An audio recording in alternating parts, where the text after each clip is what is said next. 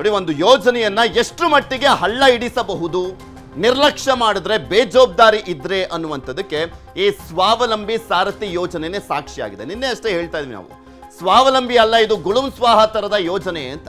ಯಾಕೆಂದ್ರೆ ಈ ಯೋಜನೆ ಇದೆ, ಆದ್ರೆ ಜಾರಿಗೆ ತರಬೇಕಾಗಿರುವಂತ ವಿಚಾರಕ್ಕೆ ಸಂಬಂಧಪಟ್ಟಂತೆ ನೋಡಿದಾದ್ರೆ ವೆಹಿಕಲ್ಗಳನ್ನೇ ಕೊಟ್ಟಿಲ್ಲ, ಇನ್ನು ಮೀನಾಮೇಷ ಎಣಿಸ್ತಾ ಇದ್ದಾರೆ. ಹಳ್ಳ ಹಿಡಿದಿದೆ ಸ್ವಾವಲಂಬಿ ಸಾರಥಿ ಯೋಜನೆ. ಸಚಿವರು, ಇಲಾಖೆಗಳು, ಅಧಿಕಾರಿಗಳ ನಿರ್ಲಕ್ಷ್ಯದ ಕಾರಣ, ಅನುದಾನದ ಕೊರತೆಯೂ ಕೂಡ ಕಾರಣ. ಬಡವರ ಸ್ವಾವಲಂಬಿ ಬದುಕಿನ ಕನಸಿಗೆ ಕೊಳ್ಳಿ ಇಟ್ಟಿದ್ದಾರೆ. ಯೋಜನೆಯನ್ನು ಶುರುವಾಯಿತು 23ರಿಂದ, ಆದರೆ ಆ ಯೋಜನೆಯನ್ನ ಎಷ್ಟರ ಮಟ್ಟಿಗೆ ಪರಿಣಾಮಕಾರಿಯಾಗಿ ಜಾರಿಗೆ ತಂದಿದ್ದಾರೆ ಅಂತ ನೋಡಿದ್ರೆ ಪರಿಣಾಮನೇ ಇಲ್ಲ. ಅಲ್ಲಿ ಏನೂ ಹಾಗೇ ಇಲ್ಲ. SC STಗಳಿಗೆ 4 ಲಕ್ಷ, ಅಲ್ಪಸಂಖ್ಯಾತ OBC ಸಮುದಾಯಕ್ಕೆ ನೆರವನ್ನ ನೀಡುವಂತ ಯೋಜನೆ. ಅಲ್ಪಸಂಖ್ಯಾತ OBC ಸಮುದಾಯಕ್ಕೆ 3 ಲಕ್ಷ, ದಲಿತ ಸಮುದಾಯಕ್ಕೆ 4 ಲಕ್ಷ ಸಬ್ಸಿಡಿಯನ್ನ ಕೊಡುವಂಥದ್ದು. ಇದು ಕಾರು, ಗೂಡ್ಸ್ ವಾಹನಗಳ ಸಾಲದ ಮೇಲೆ ಸಬ್ಸಿಡಿಯನ್ನ ಕೊಡಲಾಗುತ್ತೆ. ವಾಹನ ಕೊಳ್ಳಿಕ್ಕೆ ಸರ್ಕಾರ ಕೊಡುವಂತ ನೆರವು, ಸರ್ಕಾರ ನೆರವನ್ನ ಕೊಡುತ್ತೆ. ಹೇಳ್ತಾ ಇದ್ನಲ್ಲ, SC STಗಳಿಗೆ 4 ಲಕ್ಷ, ಅಲ್ಪಸಂಖ್ಯಾತ ಮತ್ತೆ OBC ಸಮುದಾಯಕ್ಕೆ 3 ಲಕ್ಷ. ಆದರೆ ಮೊನ್ನೆ 2023 ಮಾರ್ಚ್ 26ನೇ ತಾರೀಕು ಒಂದು ಕಾರ್ಯಕ್ರಮ ಮಾಡಿದ್ರು. ಮುಖ್ಯಮಂತ್ರಿಗಳ ನೇತೃತ್ವದಲ್ಲಿ ನಡೆದಂಥ ಕಾರ್ಯಕ್ರಮ, ವಿಧಾನಸೌಧದ ಮೆಟ್ಟಿಲುಗಳ ಮೇಲೆ ನಡೆದಂಥ ಕಾರ್ಯಕ್ರಮ. ಆದರೆ ಆ ಕಾರ್ಯಕ್ರಮ ಪೋಸ್ ಕೊಡೋದಕ್ಕಷ್ಟೇ ಸೀಮಿತ ಆಯಿತು. ನನ್ನೇ ಹೇಳ್ತಾ ಇದ್ದೆ, ಪೇಪರಲ್ಲಿ ಒಂದು ಫೋಟೋ, ಮಾಧ್ಯಮದಲ್ಲಿ ಒಂದು ವಿಡಿಯೋ, ಅದಕ್ಕಷ್ಟೇ ಸೀಮಿತ ಆಯಿತು. ಪೋಸ್ ಕೊಡೋದಕ್ಕೆ ಒಂದು ಪ್ರೋಗ್ರಾಮ್ ಮಾಡಿದ್ರು, ಬಿಲ್ಡಪ್ ತಗೊಂಡು. ಫಲಾನುಭವಿಗಳಿಗೆ ದಾರಿ ತಪ್ಪಿಸ್ತಾ ಇದೆಯಾ ಸರ್ಕಾರ? ಕಾಲಹರಣ ಮಾಡಿ ಈಗ ಬೇರೆಯದ್ದೇ ಸಬೂಬನ್ನ ಹೇಳ್ತಾ ಇದ್ದಾರೆ. 2025 ಮಾರ್ಚ್ ಬಜೆಟ್ನಲ್ಲಿ ಯೋಜನೆ ಘೋಷಣೆ, 2026 ಮಾರ್ಚ್ 26ಕ್ಕೆ ಕಾಟಾಚಾರಕ್ಕೆ ಒಂದು ಪ್ರೋಗ್ರಾಮ್ ಮಾಡಿದ್ರು. ಕೀ ಕೊಟ್ಟು ಪೋಸ್ಟ್ ಕ್ಲಿಕ್ಕಿಸಿ ವಾಹನವನ್ನ ವಾಪಸ್ ಪಡ್ಕೊಂಡ್ರು. ಕೀ ಕೊಟ್ರು ಅವ್ರಿಗೆ. ನಿಮ್ಗೆ ತೋರಿಸ್ತಾ ಇದೀನಿ ನೋಡಿ ಆ ದೃಶ್ಯಾವಳಿಗಳನ್ನು. CM, DCM, ಹಿಂದುಳಿದ ವರ್ಗಗಳ ಇಲಾಖೆಯ ಸಚಿವರುಗಳು ಎಲ್ಲರೂ ಇದ್ದಾರೆ. ಪೋಸ್ ಎಲ್ಲರೂ ಚೆನ್ನಾಗಿ ಕೊಟ್ರು. ಫಲಾನುಭವಿಗಳನ್ನ ಸ್ಟೇಜ್ ಮೇಲೆ ಕರೆದಿದ್ದು ಆ ಕೀ ರೀತಿಯಾದಂಥ ಒಂದು ಅವ್ರ ಕೈ ಕೊಟ್ಟು ಕೈ ಎತ್ತಿದ್ರು. ಕೀ ಕೊಟ್ಟು ಕೈ ಎತ್ತಿದ್ರು. ಇವರು ಒಂದಲ್ಲ ಎರಡಲ್ಲ 11 ತಿಂಗಳು ಕಾಲಹರಣ ಮಾಡಿದ್ದಾರೆ ಅಧಿಕಾರಿಗಳು, ಸಚಿವರು, ನಿಗಮದವರು. ಗಮನನೇ ಹರಿಸಿಲ್ಲ. ಆರ್ಥಿಕ ವರ್ಷ ಮುಗಿಯುವಾಗ ತರಾತುರಿ ಪ್ರೋಗ್ರಾಮ್ ಮಾಡಿದ್ದಾರೆ.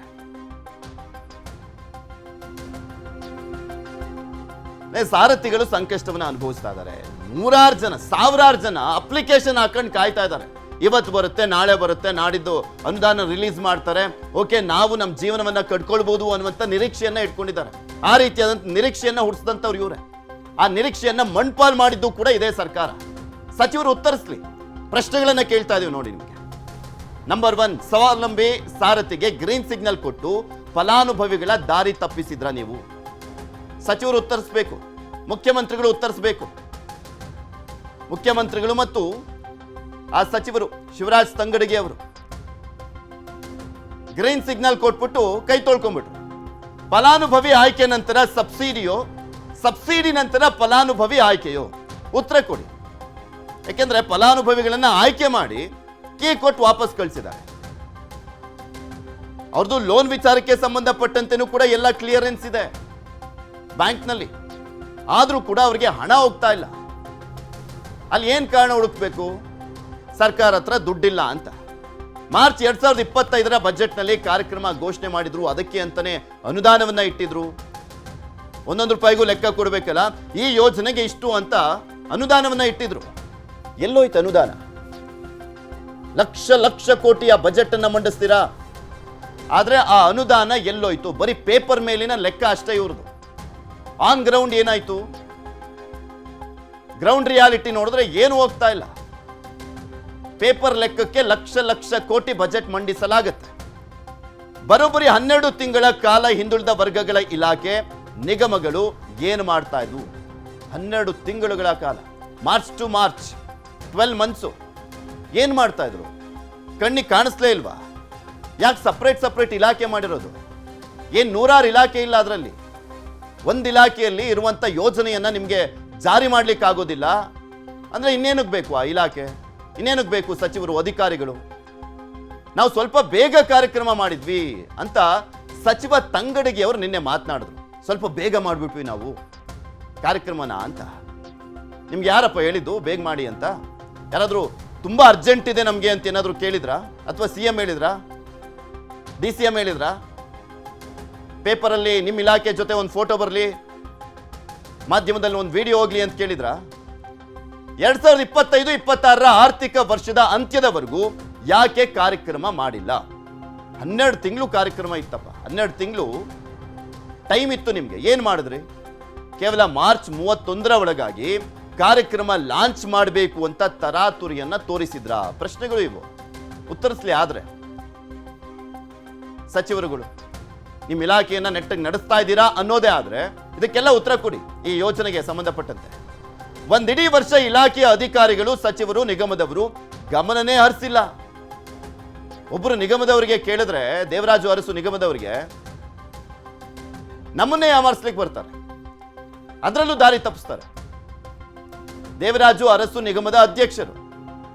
CM ಬಜೆಟ್ನಲ್ಲಿ ಘೋಷಿಸಿದ್ದನ್ನ ಅನುಷ್ಠಾನಕ್ಕೆ ತರುವುದು ಮಂತ್ರಿಗಳ ಕೆಲಸ ಅಲ್ವಾ? ಯಾಕೆ ಬೇಜವಾಬ್ದಾರಿ ತೋರಿಸ್ತಾ ಇದ್ದೀರಾ? ನಿಮ್ಗೆ ಆ ಇಲಾಖೆಯನ್ನ ನಿರ್ವಹಿಸೋದಕ್ಕೆ ಆಗ್ತಾ ಇಲ್ವಾ? ಅಥವಾ ಆ ಯೋಜನೆಗೆ ದುಡ್ಡಿಲ್ವಾ? ಸುಮ್ಮನೆ ಬರೀ ಪೇಪರ್ ಲೆಕ್ಕಕ್ಕೋಸ್ಕರ ಯೋಜನೆ ಘೋಷಣೆ ಮಾಡಿದ್ದ? ಆಸೆ ಹುಟ್ಟಿಸಿದ್ರ? OBC ಸಮುದಾಯಕ್ಕೆ, ದಲಿತ ಸಮುದಾಯಕ್ಕೆ, ಮುಸ್ಲಿಂ ಸಮುದಾಯಕ್ಕೆ ನಮ್ಮದು ಅಹಿಂದ ಬಜೆಟ್ ಅಂತ ತೋರಿಸ್ಕೊಳ್ಳೋದಕ್ಕೋಸ್ಕರ ಈ ಯೋಜನೆ ಘೋಷಣೆ ಮಾಡಿದ್ರ? ನಾವು ಅಹಿಂದ ನಾಯಕರು ಅಂತ ಹೇಳ್ಕೊಳ್ಳೋದಕ್ಕೋಸ್ಕರ, ಬೆನ್ ತಡ್ಕೊಳ್ಳೋದಕ್ಕೋಸ್ಕರ ಕೀ ಕೊಟ್ಟು ಫೋಟೋ ಕ್ಲಿಕ್ಕಿಸಿ ಮತ್ತೆ ಕಾರುಗಳನ್ನ ವಾಪಸ್ ಪಡ್ಕೊಂಡಿದ್ದು ಎಷ್ಟು ಮಟ್ಟಿಗೆ ಸರಿ ಅಂತ ಶೋರೂಮ್ ಇಂದ ತರಿಸಿದ್ದಾರೆ ನೋಡಿ. ಇದು ಎಂತ ಡ್ರಾಮಾ ಮಾಡಿದ್ದಾರೆ ಅಂತ. ಒಳ್ಳೆ ಕಲಾವಿದರು ಮಾತ್ರ ಎಲ್ರೂ. ನ್ಯೂಸ್ 18 ಜೊತೆ ನಿನ್ನೆ ಸಚಿವ ತಂಗಡಿಗೆ ಅವರು ಮಾತನಾಡಿದ್ರು. ಅವ್ರು ಏನ್ ಮಾತನಾಡಿದ್ರು ಒಮ್ಮೆ ನೋಡೋಣ. ನಾವು ಕಾರ್ಯಕ್ರಮ ಮಾಡೋಕ್ಕೆ ವಾಹನ ತರಿಸಿದ್ವಿ, ಲಿಸ್ಟ್ ಅವ್ರದ್ದು ಮಾಡಿದ್ದೀವಿ. DBT ಈಗ ಮಾಡಬೇಕು. DBT ಮಾಡಿ ಅವ್ರಿಗೆ ಎಲ್ಲರಿಗೂ ವಾಹನ ಮುಟ್ಟಿಸುವಂಥ ಕೆಲಸವನ್ನು ಮಾಡ್ತೀವಿ. ಕಾರ್ಯಕ್ರಮ ಮಾಡಿ ಸುಮ್ಮಿರೋಕ್ಕಾಗತ್ತಾ? ಎಲ್ಲ ಮಾಡೋಕ್ಕೆ ಬರೋದಿಲ್ಲ. ನಮ್ಮದು ಲಿಸ್ಟ್ ಇದೆ, ಶಾಸಕರ ಆಯ್ಕೆ ಮಾಡಿದಂಥ ಲಿಸ್ಟ್ ಇದೆ. ಅದರೊಳಗೆ ನಾವು DBT ಕೆಲವೊಂದಿಷ್ಟು ಡಾಕ್ಯುಮೆಂಟೇಷನ್ ಮಾಡೋಂಥದ್ದು ಸಿಸ್ಟಮ್ಗಳು ಇರ್ತಾವೆ. ನಾವು ಸ್ವಲ್ಪ ಏನು ಮಾಡಿದ್ವಿ, ಅರ್ಲಿ ಕಾರ್ಯಕ್ರಮ ಮಾಡಿದ್ವಿ, ಭಾಳ ಅರ್ಲಿ ಮಾಡಿದ್ವಿ ಕಾರ್ಯಕ್ರಮ. ಫಲಾನುಭವಿಗಳು 150 DBT ಇದು ಫಲಾನುಭವಿಗಳು ಕರೆಸಿದ್ದು ಸತ್ಯ.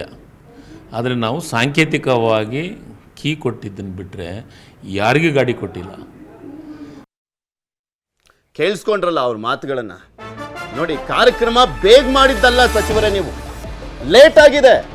12 ತಿಂಗಳು ಕಾದಿದ್ದೀರಾ.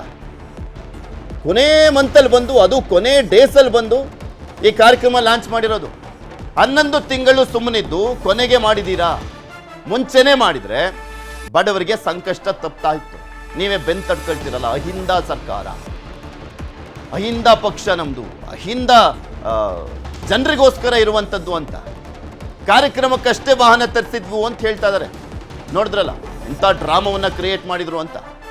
ಪೋಸ್ಟ್ ಕೊಡ್ಲಿಕ್ಕೆ ಕಾರ್ಯಕ್ರಮ ಯಾಕೆ ಬೇಕಾಗಿತ್ತು? ಹಾಗಾದ್ರೆ ಆ ಯೋಜನೆನೇ ನೆಟ್ಟಗೆ ಜಾರಿ ಮಾಡೋಕ್ಕಾಗ್ತಾ ಇಲ್ಲ, ಕೊಡ್ಲಿಕ್ಕಾಗ್ತಾ ಇಲ್ಲ, ಅನುದಾನವನ್ನು ಕೊಡ್ಲಿಕ್ಕಾಗ್ತಾ ಇಲ್ಲ. ಫಲಾನುಭವಿಗಳ ಕಣ್ಣಿಗೆ ಮಣ್ಣೆರ್ಚುವಂಥ ಕೆಲಸ ಅಲ್ವಾ ಇದು? ಮಣ್ಣೆರ್ಚಿದ್ದಲ್ವಾ ನೀವು? ಹೇಳ್ತೀವಲ್ಲ, ನಂಬಿಸಿ ಕುತ್ತಿಗೆ ಕೊಯ್ದ್ರು ಅಂತ ಹೇಳ್ತಾರಲ್ಲ, ಆ ರೀತಿಯಾಗಾಯ್ತು ಇದು. ಇದ್ರ ಬಗ್ಗೆ ಇನ್ನಷ್ಟು ಮಾಹಿತಿಯನ್ನು ಕೊಡ್ತಾ ಹೋಗ್ತಾರೆ ನಮ್ಮ ಪ್ರತಿನಿಧಿ ಕಾರ್ತಿಕ್. ನಮ್ಮ ಜೊತೆ ನೇರ ಸಂಪರ್ಕದಲ್ಲೇ ಇದ್ದಾರೆ. ಕಾರ್ತಿಕ್, ನೋಡ್ತಾ ಇದ್ದೀವಿ ಎಂತ ನೀಟಾಗಿ ಒಂದು ಡ್ರಾಮಾ ಸೆಟ್ ಮಾಡಿದ್ರು ಅಂತ ವಿಧಾನಸೌಧದ ಮೆಟ್ಟಿಲುಗಳ ಮುಂದೆ.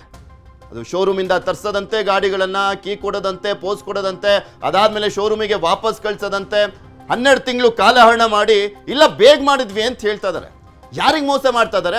ಅಹಿಂದ ಸರ್ಕಾರ ಅಂತ ಹೇಳ್ಕೊಂಡು ಅವ್ರನ್ನೇ ನಂಬಿಸಿ ಕುತ್ತಿಗೆ ಕೊಯ್ದ್ರ ಅನ್ನುವಂಥ ಪ್ರಶ್ನೆನೇ ಎದ್ದೇಳೋದು ಇದನ್ನ ನೋಡ್ತಾ ಇದ್ರೆ. ನಿಶ್ಚಿತವಾಗಿ ಈ ಪ್ರಶ್ನೆ ಎದುರಾಗತ್ತೆ. ಸರ್ಕಾರ ಹೇಳಿದ್ರೆ ನಾವು ಸ್ವಾವಲಂಬಿ ಸಾರಥಿ ಯೋಜನೆಯನ್ನ ಜಾರಿ ಮಾಡುವ ಮೂಲಕವಾಗಿ ಉದ್ಯೋಗದ ಭರವಸೆಯನ್ನು ಕೊಟ್ಟಿದ್ದೇವೆ, ಸ್ವಾವಲಂಬಿ ಬದುಕ ಕೊಟ್ಟಿವೆ ಅನ್ನುವಂತ ಮಾತನ್ನ ಸಚಿವ ತಂಗಡಿಗೆ ಅವರು ಈ ವಿಚಾರಕ್ಕೆ ಸಂಬಂಧಪಟ್ಟಂತೆ ಪ್ರತಿಕ್ರಿಯೆ ಕೊಡುವಂತ ಸಂದರ್ಭದಲ್ಲೂ ನಾವು ಕೊಡ್ತೇವೆ ಅನ್ನುವಂತ ಮಾತನ್ನ ಹೇಳಿದ್ರೆ ವಿನಃ ನಾವು ಈಗಾಗಲೇ ಕೊಟ್ಟಾಗಿದೆ ಅನ್ನುವಂತ ಮಾತನ್ನ ಹೇಳಿರ್ಲಿಲ್ಲ. ವಿಧಾನಸೌಧದಲ್ಲಿ ಇವರು ಕಾರ್ಯಕ್ರಮ ಮಾಡುವಂತ ಪೂರ್ವದಲ್ಲಿಯೇ ಈ ಎಲ್ಲ ಯೋಜನೆಗಳನ್ನ ಕೊಡಬೇಕಿತ್ತು. ಯಾವಾಗ ನಾವು ಯೋಜನೆಯನ್ನು ಫಲಾನುಭವಿಗಳಿಗೆ ತಲುಪಿಸೋದಕ್ಕೆ ಆಗತ್ತೆ ಅನ್ನುವಂಥದ್ದನ್ನ, ಅದನ್ನ ಬಿಟ್ಟು ನೀವು ಎಲ್ಲಾ ಇಲಾಖೆಗಳಲ್ಲೂ ಕಾರ್ಯಕ್ರಮ ಆಗತ್ತೆ, ನಮ್ದು ಒಂದು ಇಲಾಖೆ ಕಾರ್ಯಕ್ರಮ ಆದಂತ ಒಂದು ಇಟ್ಟು ಈ ಕಾರ್ಯಕ್ರಮವನ್ನ ಮಾಡುವಂತೆ ಕಾಣಿಸ್ತಾ ಇದೆ. ಜೊತೆಗೆ ಇನ್ನೂ ಒಂದು ವಿಚಾರವನ್ನು ಗಮನಿಸಬೇಕು. ಹೇಳ್ಬೇಕು ಪೃಥ್ವಿ, ದೇವರಾಜ ಅರಸು ನಿಗಮದ 55 ಫಲಾನುಭವಿಗಳು ಬಂದಿರ್ತಾರೆ. ಈ ಒಂದು 150 ಜನ ಫಲಾನುಭವಿಗಳಲ್ಲಿ ಸಾಂಕೇತಿಕವಾಗಿ ಏನ್ ಬಂದಿದ್ರಲ್ಲ, ಅವರಲ್ಲಿ 55 ಜನ ದೇವರಸು ನಿಗಮದ ಫಲಾನುಭವಿಗಳು ಕೂಡ ಇರ್ತಾರೆ. ಆದ್ರೆ ಆ ಒಂದು ನಿಗಮದ ಅಧ್ಯಕ್ಷನಿಗೂ ಕೂಡ ಅಲ್ಲಿ ಯೋಜನೆಯನ್ನು ಹಸ್ತಾಂತರ ಮಾಡಲಾಗಿದೆಯಾ ಅಥವಾ ಮಾಡಿರೋದ್ರ ಬಗ್ಗೆ ಕ್ಲಾರಿಟಿಯೇ ಇಲ್ಲ. ನಾವು ಪ್ರಶ್ನೆ ಮಾಡಿದ ಸಂದರ್ಭದಲ್ಲಿ ನಾವು 150 ಜನರಿಗೂ ಕೂಡ ಸಾಂಕೇತಿಕವಾಗಿ ಆ ಕಾರ್ಯಕ್ರಮದಲ್ಲಿ ಅನುಕರಣೆ ಮಾಡಿದ್ದೇವೆ, ಹಾಗಾದ್ರೆ ಯಾಕೆ ನಾವು ವಾಹನವನ್ನು ಅದ್ರಲ್ಲಿ ತರಿಸ್ತಾ ಇದ್ವಿ ಅನ್ನುವಂತ ರೀತಿಯಲ್ಲಿ ನಮಗೆ ಮರು ಪ್ರಶ್ನೆಯನ್ನ ಮಾಡ್ತಾರೆ. ಆದ್ರೆ ಸಚಿವ ತಂಗಡಿಗೆ ಹೇಳ್ತಾ ಇರುವಂತದ್ದು 150 ಜನರನ್ನ ಕಾರ್ಯಕ್ರಮ ಇದ್ದ ಅಲ್ಲಿ ಯಾರೊಬ್ಬರಿಗೂ ಕೂಡ ನಾವು ಯೋಜನೆಯನ್ನ ಹಸ್ತಾಂತರ ಮಾಡಿಲ್ಲ. ಕೆಲವು ಕಾರಣಗಳಿಂದ ನಾವು ಯೋಜನೆಯನ್ನ ಹಸ್ತಾಂತರ ಮಾಡಿರ್ಲಿಲ್ಲ, ಇಮೇಲೆ ನಾವು ಮಾಡ್ತೇವೆ ಅನ್ನುವಂತ ಮಾತನ್ನ ಹೇಳ್ತಾರೆ. ಕ್ಯಾಬಿನೆಟ್ ಸ್ಥಾನಮಾನ ಹೊಂದಿರತಕ್ಕಂತ ನಿಗಮ ಮಂಡಳಿಯ ಅಧ್ಯಕ್ಷ ಕೀರ್ತಿ ಗಣೇಶ್ ಅವರು ಈ ಬಗ್ಗೆ ಅವರು ಪ್ರಶ್ನೆ ಮಾಡ್ಕೊಳ್ಬೇಕು. ತನ್ನ ನಿಗಮದಲ್ಲಿ ಏನಾಗ್ತಾ ಇದೆ ಅನ್ನೋದ್ರ ಬಗ್ಗೆ ಅವ್ರಿಗೆ ಅರಿವಿಲ್ವಾ ಅನ್ನೋ ಪ್ರಶ್ನೆಯನ್ನ ಅವ್ರು ಕೇಳ್ಕೊಳ್ಬೇಕಾಗಿದೆ. ಯಾಕೆಂತಂದ್ರೆ ಸರ್ಕಾರ ಕಾರ್ತಿಕ್ ಮಾತನಾಡಿಸುವ ಸಂದರ್ಭದಲ್ಲಿ ಐ ಥಿಂಕ್ ನೀವು ಕೇಳಿಸ್ಕೊಳ್ತಾ ಇದ್ರಿ ಅಂತ ಕಾಣಿಸುತ್ತೆ. ಸತ್ಯ ತಲೆ ಮೇಲೆ ಹೊಡೆದಂಗೆ ಹೇಳ್ತಾ ಇದ್ರು ಅವರು. ನಮಗೆ ಕನ್ಫ್ಯೂಷನ್ ಆಗ್ಬಿಡ್ತು, ಹೌದಾ ಹಿಂಗಾಗಿದ್ಯಾ, ನಾವೇನಾದ್ರೂ ತೋರಿಸ್ಬಿಟ್ವಾ ಅನ್ನೋ ರೀತಿಯಲ್ಲಿ ಸತ್ಯ ತಲೆ ಮೇಲೆ ಹೊಡಿಬೇಕು. ಆ ರೀತಿಯಾದಂಥ ಸ್ಟೇಟ್ಮೆಂಟು. ಇಷ್ಟೆಲ್ಲ ಯಾಮಾರಿಸ್ತಾರಲ್ಲ ಅಂತ ರಾಜಕಾರಣಿಗಳು ಎಕ್ಸ್ಪರ್ಟ್ ಆಗ್ಬಿಟ್ಟಿದ್ದಾರೆ ಅದರಲ್ಲಿ. ನಿಶ್ಚಿತವಾಗಿ ಪೃಥ್ವಿ ಸಚಿವ ಕೊಟ್ಟಿಲ್ಲ ಮಾತನ್ನ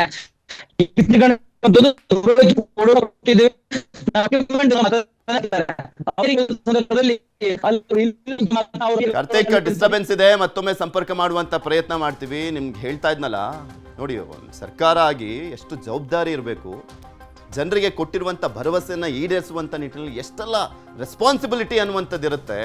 ಆದರೆ ಇಲ್ಲಿ ಈ ಯೋಜನೆ ವಿಚಾರದಲ್ಲಿ ಯಾಮಾರಿಸಿದ್ದಾರೆ, ಲಿಟ್ರಲಿ ಯಾಮಾರಿಸಿದೆ ಸರ್ಕಾರ. ಮುಖ್ಯಮಂತ್ರಿಗಳು ಉಪಮುಖ್ಯಮಂತ್ರಿಗಳು ಹೇಳ್ತಾರೆ, ಮಾತೆತ್ತಿದ್ರೆ ಹೇಳೋದೇನು, ನುಡಿದಂತೆ ನಡೆದಿದ್ದೇವೆ. ಹೇಳಿ ಈ ವಿಚಾರದಲ್ಲಿ ಏನು ನಡೆದಿದ್ದೀರಾ ಅಂತ. ಇನ್ನ ವಾಹನ ಕೊಟ್ಟಿಲ್ಲ ಅಂತ ಒಪ್ಪಿಕೊಂಡಿದ್ದಾರೆ ಸಚಿವರು. 150 ಜನರಿಗೆ ವಾಹನ ಕೊಟ್ಟಿದ್ದೇವೆ ಅಂತ ಅಧ್ಯಕ್ಷರು ಹೇಳಿದ್ದಾರೆ. ಸಚಿವರಿಗಿಂತ ಹೆಚ್ಚು ಅರಸು ನಿಗಮದ ಅಧ್ಯಕ್ಷರಿಗೆ ಮಾಹಿತಿ ಇದೆಯಾ?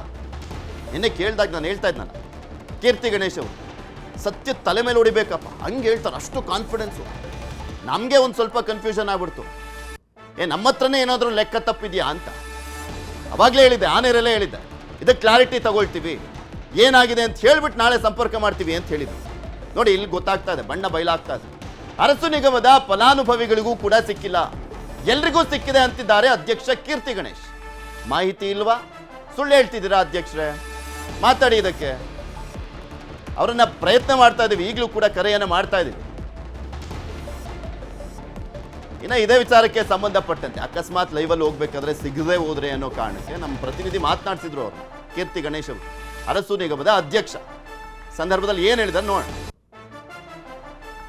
ನೀವು ನಿನ್ನೆ ರಾಂಗ್ ಮೆಸೇಜ್ ಹೋಗ್ಬಾರ್ದಲ್ಲ ಸರ್. ನೀವು ನಿನ್ನೆ ಲೈವ್ ಅಲ್ಲಿ ಹೇಳಿದ್ರಿ 500 ಜನರಿಗೆ ಕೊಟ್ಬಿಟ್ಟಿದೀವಿ ಅಂತ ಹೇಳಿದ್ರಿ, ಮತ್ತೊಂದು ಹೇಳಿದ್ರಿ ಕಾರ್ಯಕ್ರಮಕ್ಕೆ ಬಂದಂತ 105 ಜನರಿಗೂ ಕೂಡ ನಾವು ಕೊಟ್ಟಿದ್ದೇವೆ ಅಂತ ಹೇಳಿದ್ರಿ.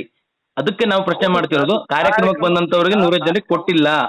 ಇಲ್ಲ ಸರ್, ಕಾರ್ಯಕ್ರಮಕ್ಕೆ ಬಂದಿರೋದು ಮತ್ತೆ ವೆಹಿಕಲ್ ಏನಿಂದ ಬಂತು ಸರ್? ಸಚಿವರೇ ಒಪ್ಕೊಂಡಿದ್ದಾರೆ, 105 ಜನರನ್ನ ಕರೆಸಿರೋದು ನಿಜ, ನಾವು ವಾಹನ ತರಿಸಿರೋದು ನಿಜ, ಆದ್ರೆ ಆ ಎಲ್ಲ ವಾಹನವನ್ನ ಮತ್ತೆ ರಿಟರ್ನ್ ಕಳಿಸಿದ್ದೇವೆ, ಅದ್ಯಾವುದು ಕೂಡ ನಮ್ಮ ಯೋಜನೆಗೆ ಫಲಾನುಭವಿಗಳು ಕೊಡುವಂತ ವಾಹನ ಅಲ್ಲ ಅಂತ ಸಚಿವ ತಂಗಡಿಗೆ ಅವರು ಹೇಳಿದ್ದಾರೆ.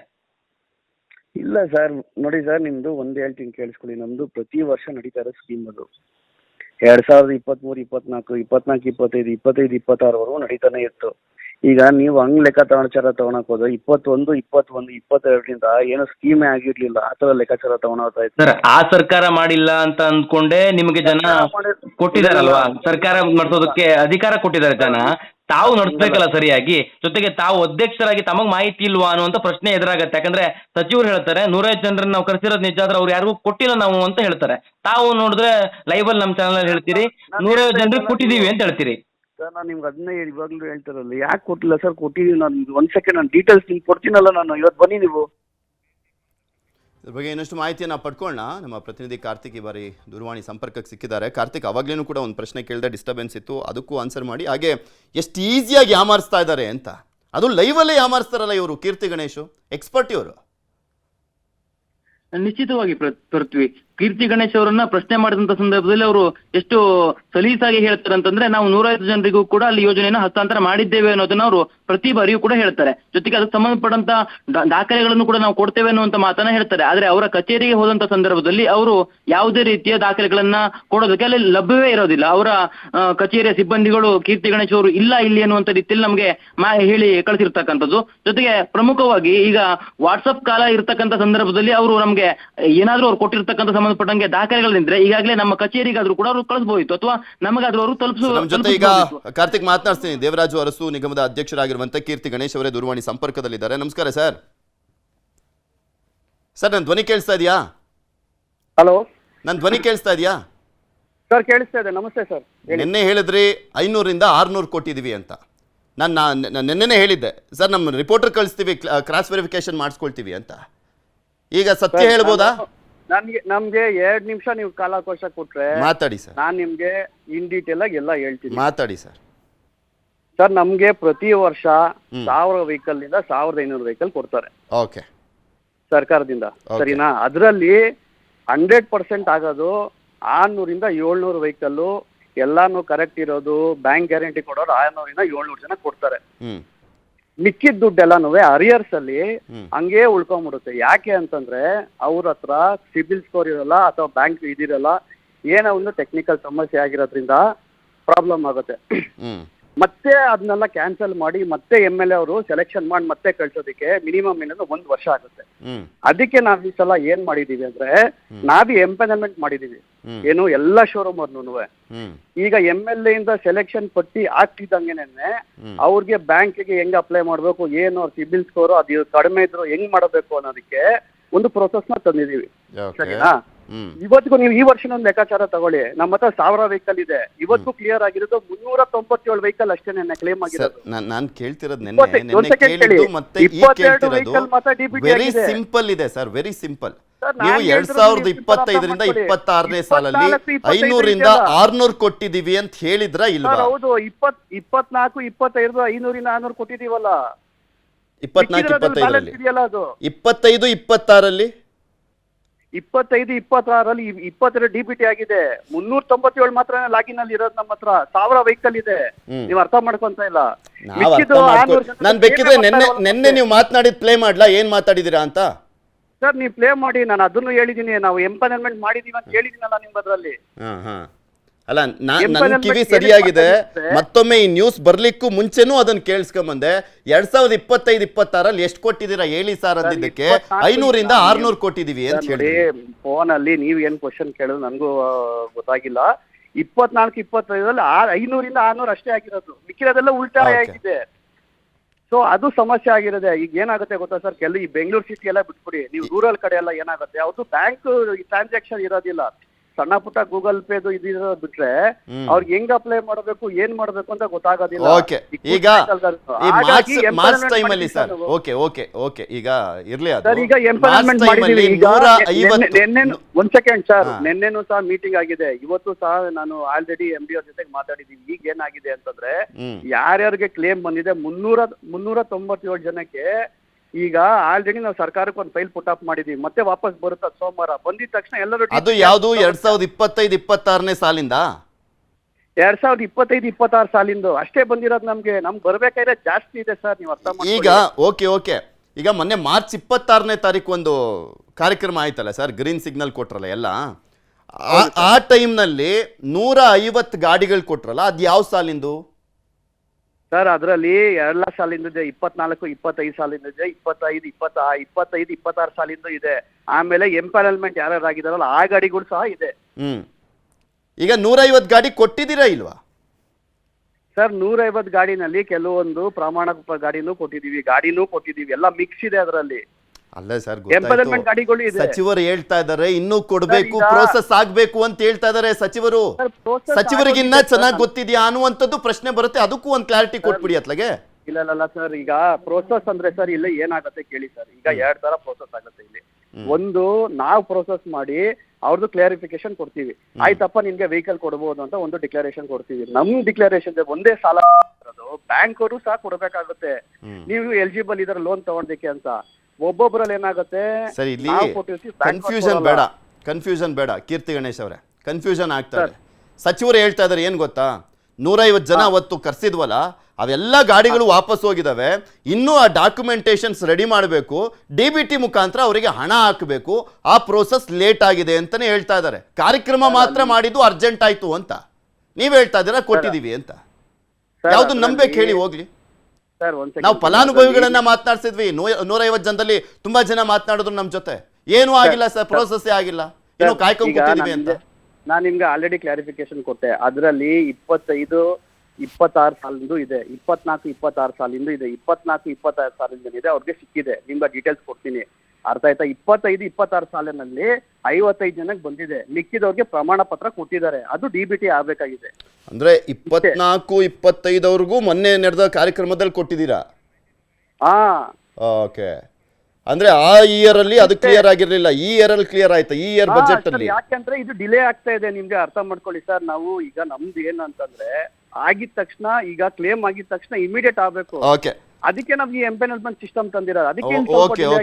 ಈ ವಿಚಾರದಲ್ಲಿ ನೋಡಿ ಸರ್ ಕೀರ್ತಿ ಗಣೇಶ್ ಅವರೇ, ಈ ವಿಚಾರದಲ್ಲಿ ನಾವು ಟ್ರಸ್ಟ್ ಮಾಡೋದು ಯಾರ ಸ್ಟೇಟ್ಮೆಂಟ್ನ ಅಂದ್ರೆ ಆ ನಿಗಮ ಯಾರ ಅಂಡರ್ ಅಲ್ಲಿ ಬರುತ್ತೆ ಅವ್ರದನ್ನ. ಈಗ ನಿಗಮದ ಅಧ್ಯಕ್ಷರಾಗಿರ್ಬೋದು ನೀವು, ಆದ್ರೆ ಹಿಂದುಳಿದ ವರ್ಗಗಳ ಇಲಾಖೆ ಅಂಡರ್ ಬರುತ್ತೆ, ಅದು ಶಿವರಾಜ್ ತಂಗಡಗಿ ಅವರೇ ಸ್ಟೇಟ್ಮೆಂಟ್ ಕೊಡ್ತಾ ಇದ್ದಾರೆ, ಅವರನ್ನೇ ನಂಬ್ತೀವಿ ನಾವು. ನೀವು ಒಂದ್ಸಲಿ ಕ್ಲಾರಿಫಿಕೇಶನ್ ತಗೊಂಬಿಡಿ ಏನಾಗಿದೆ ಅಂತ. ಅವ್ರು ಹೇಳ್ತಾ ಇರೋದು ತಪ್ಪ ಅಥವಾ ನೀವ್ ಹೇಳ್ತಾ ಇರುವಂತದ್ದು ತಪ್ಪ, ಯಾರ್ದು ಸರಿ ಅನ್ನುವಂಥದ್ದು ಒಮ್ಮೆ ಕ್ಲಾರಿಫಿಕೇಶನ್ ತಗೊಂಬಿಡಿ, ಅದು ಕೂಡ ಸರಿ ಆಗ್ಬಿಡುತ್ತೆ. ಧನ್ಯವಾದ ನ್ಯೂಸ್ 18 ಜೊತೆ ಮಾತನಾಡಿದ್ದಕ್ಕೆ.